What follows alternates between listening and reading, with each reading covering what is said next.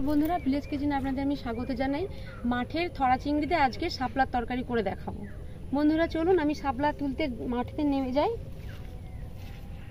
ও বাবা, কতটা জল!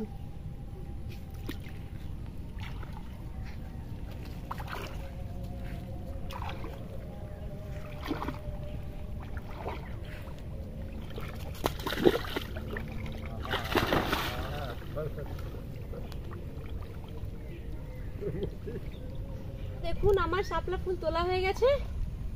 এবার আমি রান্নাঘর দিকে যাব। পুরো এক কোমর জল হয়ে গেছে মাঠে। দেখুন বন্ধুরা, এই শাপলা ফুলগুলো তুলেছি কেমন। বন্ধুরা দেখুন, এই ভেটুক, এগুলো আমরা রোদে শুকনো করে না মুড়ি ভেজে খাই, খুব ভালো লাগে খেতে। কিন্তু চলুন আমি রান্নাঘরের দিকে যাই।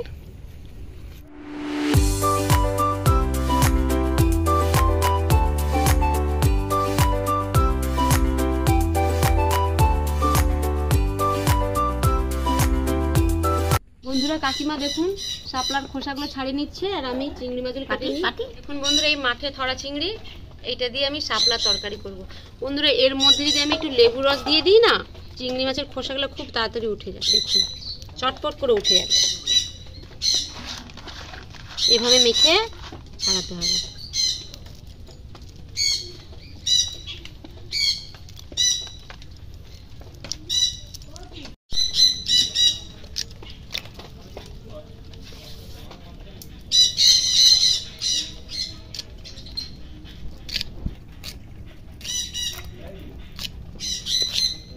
বন্ধুরা শাপলার কিন্তু অনেক কাজ।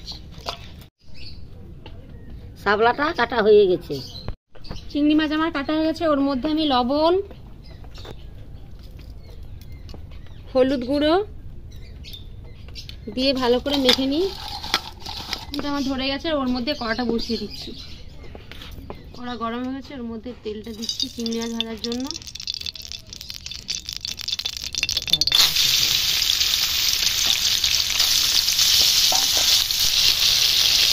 লঙ্কা পেঁয়াজ বেটে নিচ্ছি আমি। চিংড়ি মাছগুলো আমার ভাজা হয়ে গেছে। শাপলা তরকারির জন্য আমি ওর মধ্যে কালো জিরে দিচ্ছি।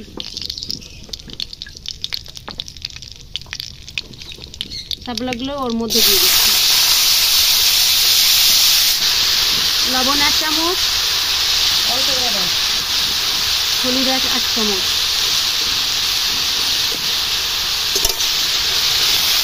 এটা বেটে নিচ্ছি। আমার বাটা হয়ে গেছে। আমি ওর মধ্যে লঙ্কা পেঁয়াজ বাটাটা দিচ্ছি।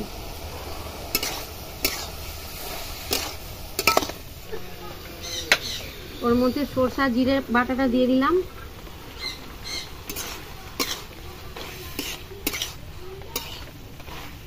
ভেজে রাখা চিংড়ি মাছ,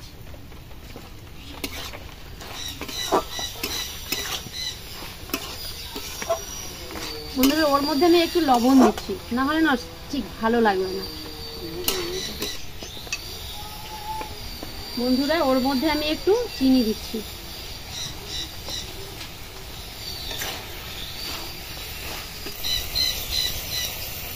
আমার শাপলার তরকারি হয়ে গেছে। আমি একটা জায়গায় নামিয়ে নিচ্ছি। বন্ধুরা দেখুন মাঠে থরা চিংড়ি দিয়ে শাপলার তরকারি।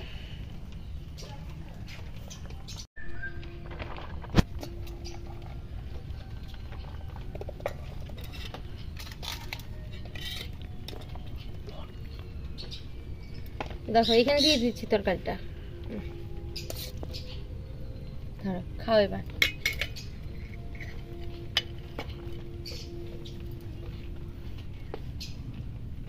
এটা খাওয়া তরকারিটা খুব ভালো হয়েছে, আর আমার কোনো তরকারির দরকার নেই।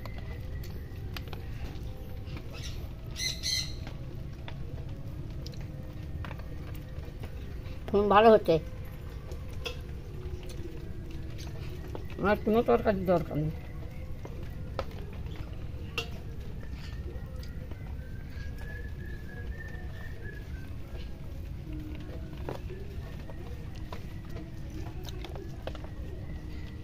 বন্ধুরা এখানেই আমার ভিডিওটা শেষ করছি।